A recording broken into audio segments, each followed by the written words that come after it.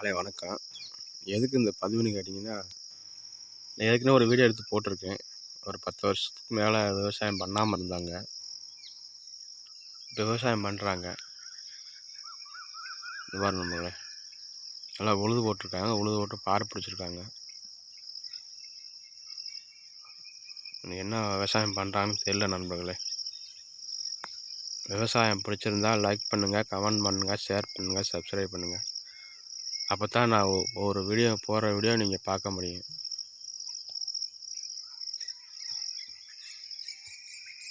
ஃபுல்லாகவே அங்கே வரைக்குமே விவசாயம் தான். இப்போ தான் விவசாயம் பண்ணுறாங்க. 10 வருஷத்துக்கு மேலே ஆச்சு விவசாயம் பண்ணி. இங்கே ஒரு போர் இருக்குது நண்பர்களே. இப்போலாம் விவசாயம் காடுதான். அது வந்து அவங்க வந்து வேற ஆளுது, இது வேற ஆளுங்களுக்கு.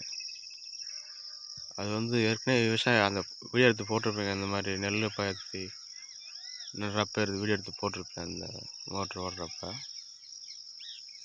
இதுக்கு இப்போ தான் ரெடி பண்ணாங்க. நம்ம தண்ணி எவ்வளோ இருக்குன்னு பார்க்கலாம்.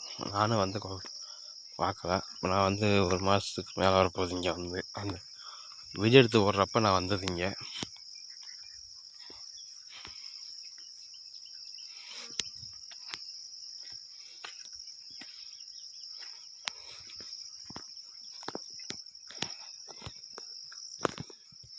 தண்ணி கம்மியாக கிடக்குது.